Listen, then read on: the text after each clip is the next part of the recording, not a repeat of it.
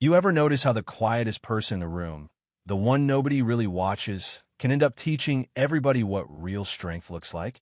Yeah, that happened. Nobody at Fort Moore expected a janitor with a mop to be the one to change the whole damn place. But here we are. Let me back up a sec. It starts with this woman, Evelyn Grant. She's got those faded coveralls, a cap pulled low, gloves so worn you could probably guess her blood type from stains. She rolls her car out at 5 sharp. Always the same rhythm thump, glide, thump like she's setting the tempo for the sun to come up. Most cadets, hell, even some staff, just breeze past her like she's set dressing, background for their boot scuffs and half-button uniforms. But some people, they carry the battlefield with them. You could see if you looked close how she moved with her back never fully exposed, how her feet landed heel to toe, quiet, careful. No headphones, no chatter. Just competence. The kind of efficiency you pick up in the kind of places you don't talk about unless you've been. Now, a couple times, something slipped out. Mostly, folks ignored her until the morning she borrowed lane 6 at the range. She shows up, all business, takes out this battered Beretta, fires 30 rounds so tight on the bullseye that the target looked like she punched it with a single finger. Tyler, the class clown, found the paper, and suddenly the cleaning lady's a legend. Who shoots like that? He said. The guard just shrugged. Mrs. Grant. Yesterday afternoon. And that was all it took. Next thing you know, there's a viral video, cadets imitating her silent trigger ops with brooms, the whole mess hall laughing. But, sometimes a joke goes on too long. Pretty soon, the mockery turns theatrical. A full-blown performance, brooms as rifles, towels as scarves, kids playing soldier behind her back. Evelyn never flinched. She just kept mopping, laying down that wet shine like she was drawing a line they couldn't cross. But there were a few like Kara, sharp-eyed, second-year woes saw it, felt it. I don't know who she really is. The way she keeps going, it makes me feel like garbage. And that's the thing. You see someone walk through hell and keep their chin up, suddenly your own jokes don't feel as funny. Then one day, fate gives everybody a little twist. Warehouse, late afternoon. Weight rack about to topple. Evelyn sets her shoulders, stops it cold, but slices her hand. Cadet Dylan's right there, offers her a bandage, but when she rolls up her sleeve, well, that's the real reveal. Underneath, an old Delta Force tattoo, Task Force green. Numbers inked in.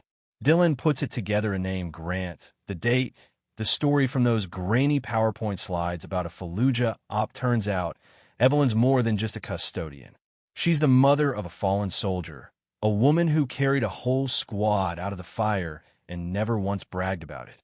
After that, Dylan changes. You know what I mean?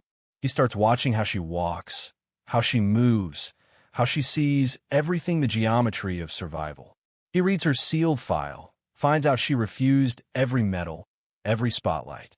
She just wanted to disappear, keep watch in silence. He starts telling his buddies, well, not telling, really, just showing by how he acts. First with a salute in the hallway, then with the way he cleans his weapon, the way he carries himself. Major Ellis, one of the instructors, notices.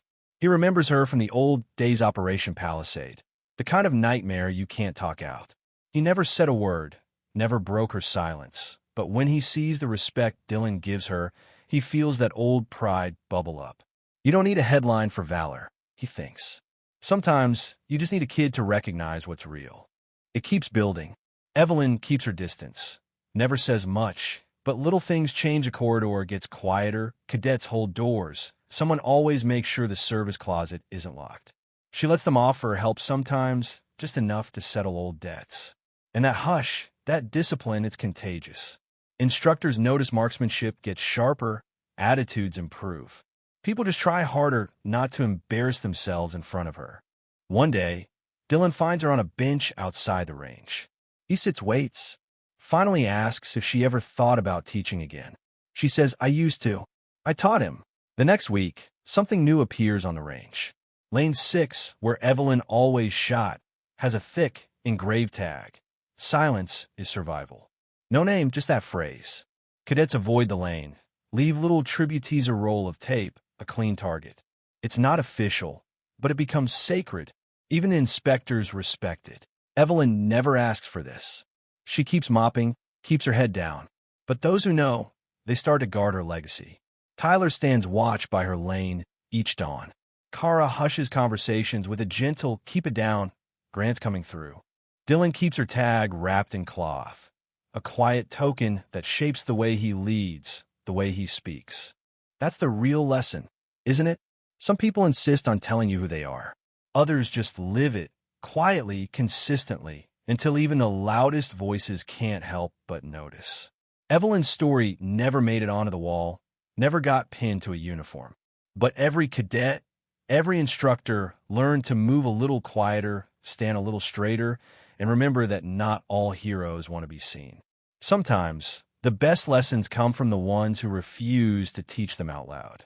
So, let me ask you, if you walked these halls, saw the way one woman's silence changed a whole battalion, would you recognize it? Would you have the patience to listen for what's not said? Because, trust me, legacy isn't in the stories we repeat, it's in the discipline that survives when nobody's watching. Now, before you go, I want to hear what you think. Does respect always come from rank and medals, or do you see it in the quiet persistence, the unbreakable dignity of someone like Evelyn Grant? Drop your thoughts in the comments below. And if this story moved you, go ahead, share it with a friend, like and subscribe, because sometimes the most powerful voices are the ones that barely raise above a whisper.